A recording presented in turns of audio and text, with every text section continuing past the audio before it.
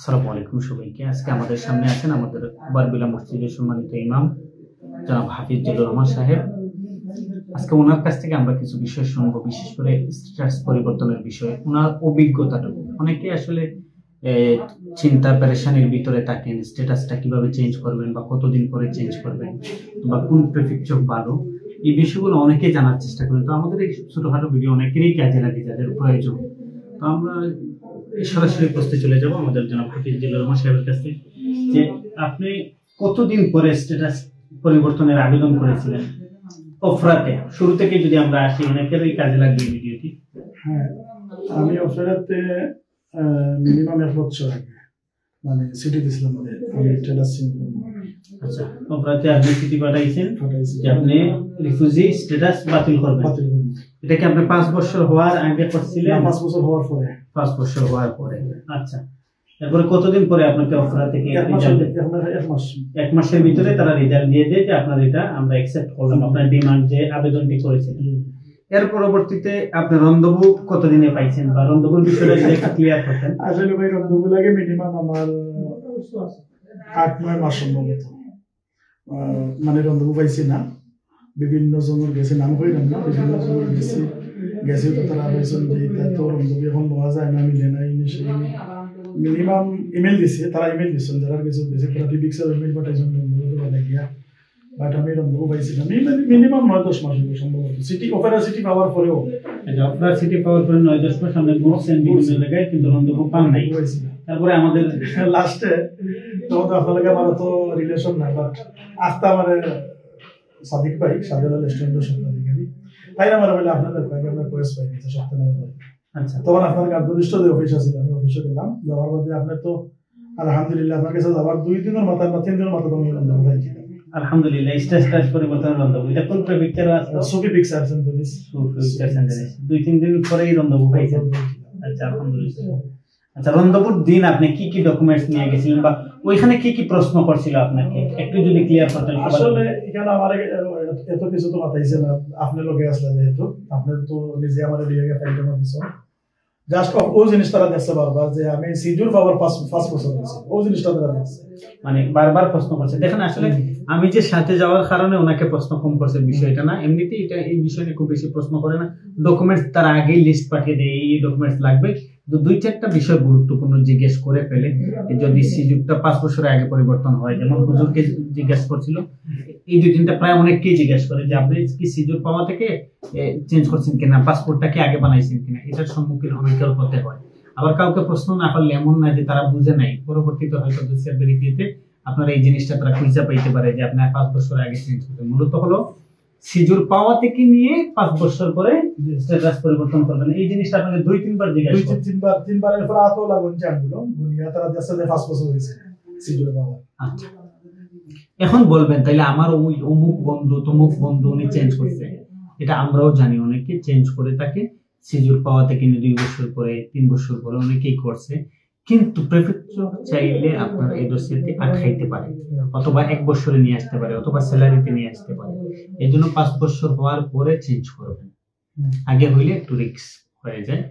মূলত হলো 5 বছর পরে। আর বিশেষ করে যারা প্রোটেকশন সাবসিডারি আছেন তাদের কিন্তু 4 বছরের কার্ড কিন্তু দেয় না, 2 বছরের দিয়ে দেয় তারা পরিবর্তন করলে। হুজুরকে ঠিকই 10 বছরের জায়গায় 10 বছর দিয়ে দিচ্ছে, 5 বছর পরে পরিবর্তন করছে। এবং উনাকে অনেকে ভয় দেখাইছিলেন, উনি আমাকে যেটা বলছেন যে ভাই কাজ লাগবে, তারপরে আমার তো কন্ট্যাক্ট নাই, কাজ নাই, অনেকে বলতেছে তোমার সিজুর আটকায় দিবে। তো আমি হুজুরকে এটা আশ্বস্ত করছিলাম যে না, আমাদেরকে যে লিস্ট পাঠাইছে তার ওই লিস্টেও কিন্তু উল্লেখ নাই যে কোন খাদ্য খাবাই লাগবে, ফি দুপি লাগবে।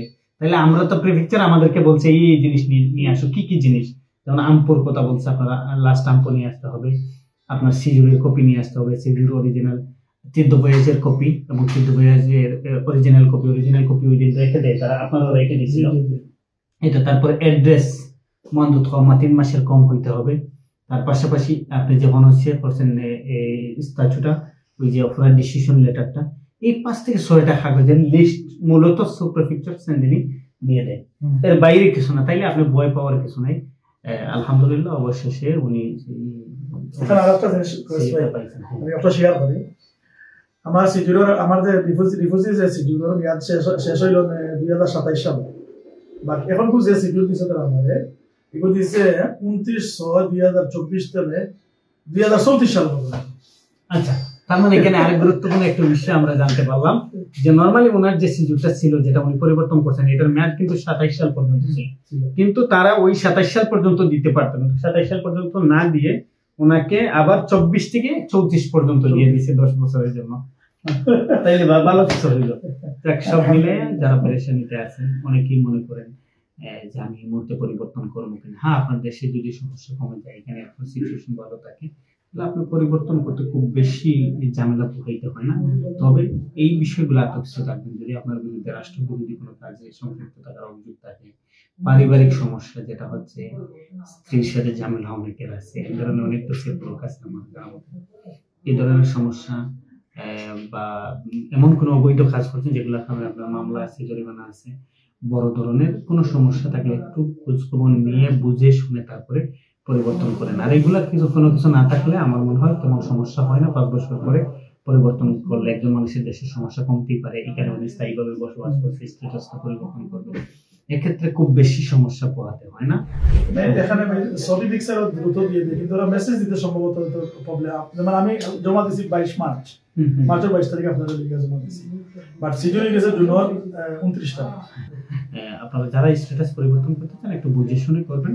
আর পাশাপাশি বিশেষ করে যে যারা প্রোটেকশন সাবসিডিয়ারি আছেন ওনাদের প্রশ্ন কয় বছরের সিজুর দিয়ে, এটা আবারও ক্লিয়ার করতেছি, 2 বছরের সিজুর দিয়ে দেন।